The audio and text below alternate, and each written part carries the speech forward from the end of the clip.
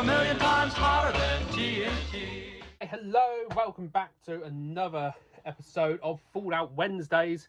I have just finished watching the last ever episode of season 2 of Fallout, and oh my goodness, what a absolute fantastic ending to a incredible series yet again. Yeah, what to say? I mean, obviously we discover that the Enclave was one of the third power in the causing of the bombs to drop, and also the Legion obviously have now discovered that Caesar, there was no heir or anything to Caesar. Caesar just died with a message in his pocket, which they were obviously fighting over for centuries, well, years and years, basically saying, I am Caesar, I am me, the Legion dies with me. And obviously little Kevin McAllister, who has obviously now taken control of the Legion and is putting a foot march towards Vegas. That is where we end this season, with obviously the NCR now coming back into Vegas. They appeared basically after Maximus destroyed and killed, must have been about 4 Deathclaws. The NCR then turned up, and I must admit, an absolute fantastic piece. And that is seeing an NCR veteran ranger with a sniper. And I'm not going to lie, when I saw that first snippet of the NCR power veteran ranger helmet with the sniper rifle, I thought he was going to appear from behind the New Vegas sign, as a homage to the opening title to the New Vegas game. But obviously it was not, it was just on a building. But yeah, NCR veteran sniper just took out a Deathclaw, and it was fantastic. Brilliant piece. And obviously we saw the NCR marching into Freeside and basically taking over from Maximus's fight. I thought it was quite comical that it was, standing there with a sort of like a spear and a roulette wheel instead of a shield. And I'm not going to lie, I saw all the Deathclaws in there, and I thought, Maximus, you can't do it. Don't even bother. There's about 6 of them in there, and you're going in there with just a spear and a shield. But obviously, the NCR turned up and helped out old Maximus. I must say, the NCR power armor just keeps getting better and better. It's got bloody jetpack rockets. It's got missiles in the back. It's brilliant. It's fantastic. Obviously, we find that the Ghoul obviously has been speaking to Mr. House and threatens Mr. House by basically thinking, would it be funny if I shot this cold fusion? And obviously Mr. House was very wary of that. But Mr. House knew where his family was going to be, or as we thought, and as the Ghoul thought as well. It's quite sad, really, the fact that the Ghoul was been alive for 200 years and got to that part so close to finding his daughter and wife, and obviously he gets into the area where they should be, and obviously he discovers that they are sadly not there. They are elsewhere. But on a happier note, the Ghoul found a note in the cryo chamber of his wife that said Coronado was a good idea. So clearly that is the next part of his story. Maximus obviously fighting the Deathclaws, went into the New Vegas Strip and found Lucy there, obviously they met, and that was after Lucy had obviously tried to deactivate and destroy Hank's plan of, controlling everyone. I mean, Hank was sort of explaining that Mr. House wanted to turn everyone into robots, and this mind control was a bit more of a human element to it. But obviously Lucy didn't see it like that. I don't think a lot of people saw it like that. I don't believe Mr. House was trying to create robots. I don't know if that was just to keep order on the strip, and also to keep order in the wasteland. But obviously we see Lucy implants that thing into his dad's neck after him trying to do the same to her. That's where the ghoul intervened, and shot him in the arse, straight point blank in the arse, and basically left the rest of the decision to Lucy to decide what she wants to do with him.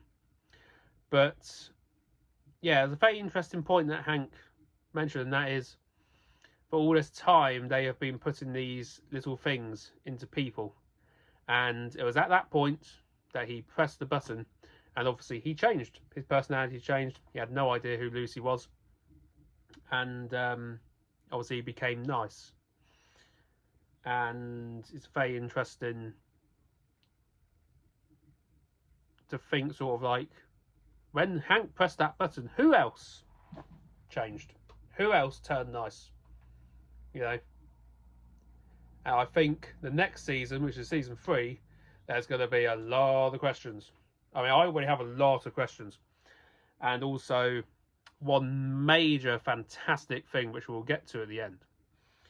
But obviously Farius, we have not seen what he has evolved or is going to change into. A lot of people online were suspecting that he was going to change into a Sentinel, which is a mutated creature.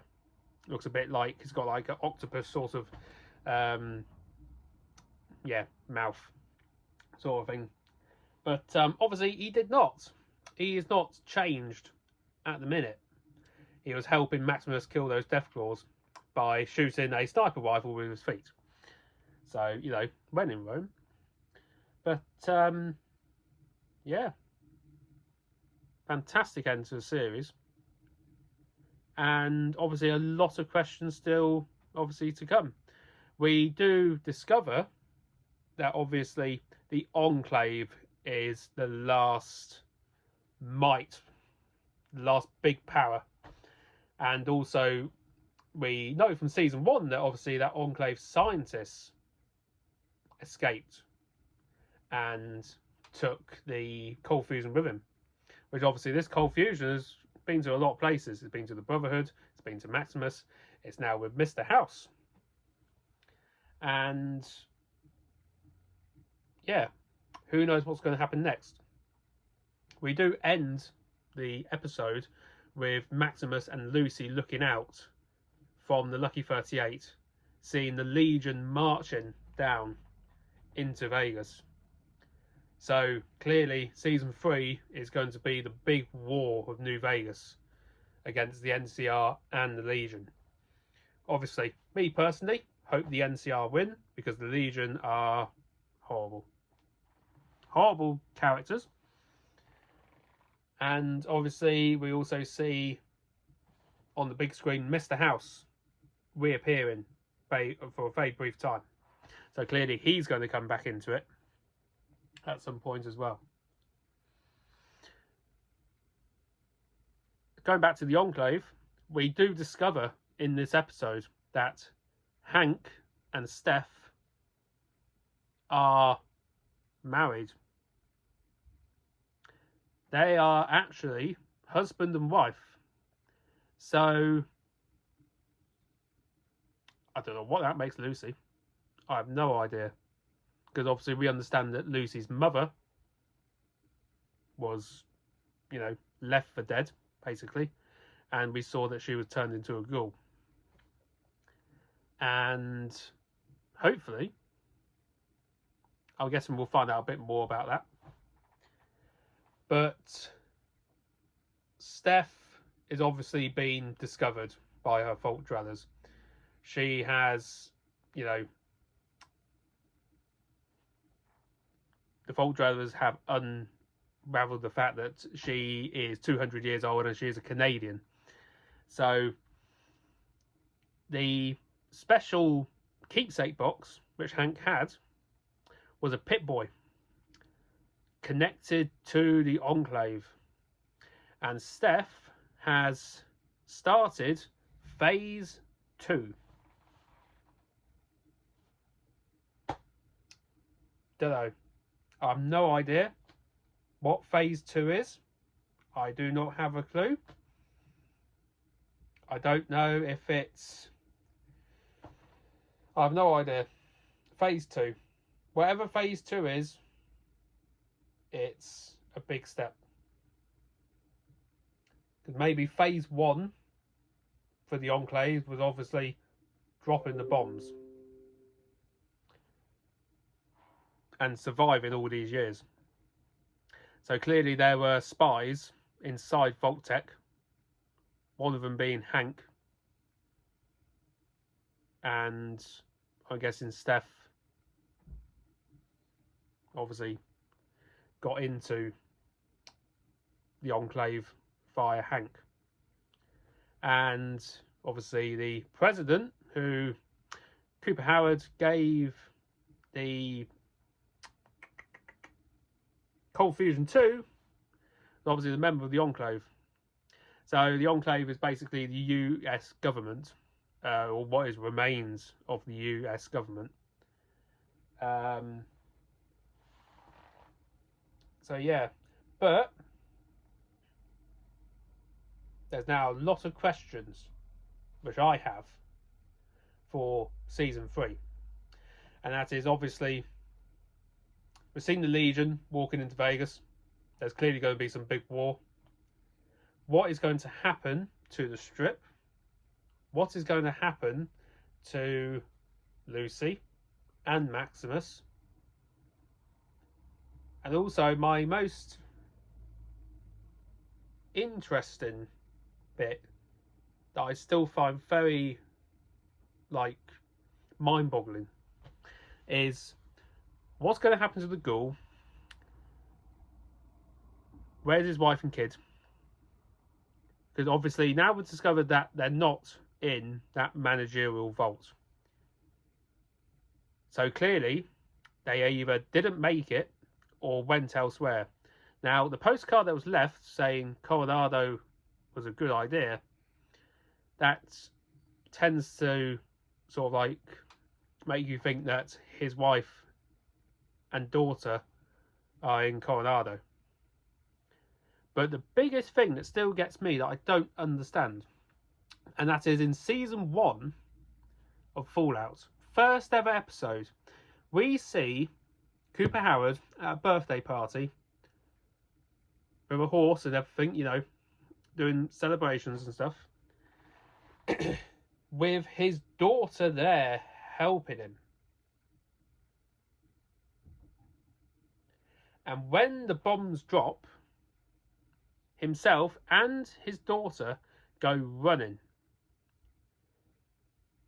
you know, into Hollywood Hills on the horse, and we see the bombs drop, and that is with himself and his daughter.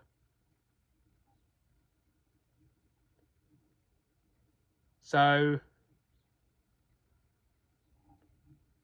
I think there's still a lot pre-war that we need to know, because obviously we finished the pre-war section of Fallout with Cooper Howard being arrested at the airport because of what he's done. I'm guessing because of him giving the cold fusion to the president. See, I think the president is part of the Enclave, but at the same time I don't know. Because yet again in the first episode, we hear on the radio that the White House are not confirmed or aware of the president's whereabouts, which either means he's been killed or he's been kidnapped. Because the only person who can activate a launch of nuclear missiles would be a president.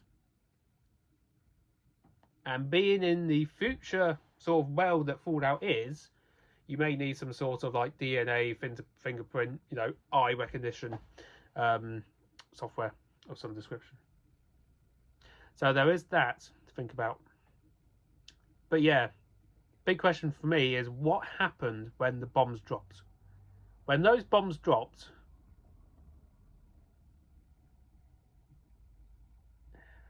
did Cooper Howard and his daughter, did they get out of Los Angeles before the bombs obviously destroyed everything? Where was his wife? Were they on their way to Coronado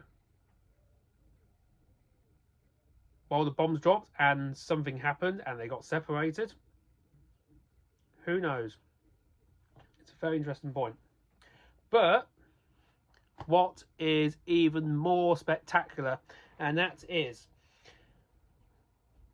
a lot of people, when you finish the closing titles, which by the way is even more question, because the closing title screen where you see sort of like a bit of a clip art of New Vegas and Fallout world, you do see Legion flags and crosses with people hanging up on them around the New Vegas strip. So you do wonder if that's sort of like a bit of an inkling into the Legion actually won, but we don't know that for sure. Anyway, you go beyond the end credits and you go all the way to the end. Now, I must admit, when I watch the last piece of sort of like the artwork at the end, I tend to then turn it off. But I thought to myself, will there be a bit of a, a bit of a behind the scenes, or a bit of a what's coming next at the end? So I just went along the last bar and I saw another bit of film. So I fast forwarded it to there, and it is something that I sort of forgot about really, because they sort of went away from it in, what was it, episode 3? I think we last saw them. And that is the Brotherhood of Steel. They were at civil war with each other, and get to the end where the elder of that chapter was in the room with Maximus's friend in the Brotherhood, which I can't remember her name. Yeah, she delivers blueprints to this elder, and I am very amazed and shocked to see that they are blueprints of Liberty Prime Alpha. So clearly in season 3 we are going to see Liberty Prime, clearly another variation of Liberty Prime, an alpha version, which is just fantastic. If any of you know, Liberty Prime is something that you see in Fallout 3, where I think it's, if you have one of the DLCs, you help fight, the Enclave with Liberty Prime, and also the Brotherhood. And Liberty Prime is an old pre-war machine that I believe was used to obviously help destroy the Chinese, and its weapons are nuclear warheads in its backpack, and it literally throws them, straight into the path of enemies. So yeah, there is that to look forward to. And also in Fallout 4 you see Liberty Prime as well, where you use it to help destroy the Institute. And So that is a massive massive spoiler if you haven't seen it. But yeah, just a massive massive thing that's going to happen in season 3. I'm very excited for season 3. I think it's still going to carry on with New Vegas. I don't know if they're going to go to a different location. I have no idea. I think they might stick around the California area. I mean, clearly we're going to be going. Oh, excuse me. We're going to be going to Coronado to with the Ghoul to see if his wife and family are there. I'm guessing they're probably done what the Ghoul Cooper has been doing for all these years. Oh, excuse me. And has been surviving as a Ghoul. And it would be nice if we see his daughter obviously survive as a Ghoul as well. I don't know if Ghouls age. I have no idea. I don't know if Janie will still be a little Ghoul kid or if it'll be a grown-up Ghoul kid. I have no idea. But it'd be fantastic. Now, it's a very, very good end to a remarkable season. Cannot wait for season 3. Obviously, there's going to be tons and tons of merchandise coming out now. There's a new Pip-Boy already been launched on Amazon store. You can get, I think it's the Pip-Boy 3000. You can get it in gold now. And yeah, brilliant. There's going to be tons of stuff, collectibles and that's obviously going to come from this season. And yeah, can't wait for the next season. It's going to be fantastic. Mainly now though, and I think everybody is now waiting for Bethesda to come out with a new game or a remaster. Who knows what's going to happen, but we will have to wait and see. The world of Fallout is one unpredictable world. You cannot predict it at all. It's incredible. And I think on that note, we'll end this episode. Don't know what we'll do next week, because obviously the Fallout TV show is now ended for another year, I suspect, unless they're planning on bringing out a new season in December like they did. But yeah, we'll have a little look at some of my collectibles and bits and bobs. You can probably see all the bobbleheads on the shelf over there. We'll go through some of them. I do have a Pip-Boy that we can have a look at as well, and other bits and bobs. Also, I'm guessing there'll be tons of news relating Fallout in the past few weeks and months. But yeah, keep an eye on this space. We'll see you next episode. So for now, stay safe, remain in your vaults, and yeah, surface never, vault forever. So until next time, see you later. Bye bye.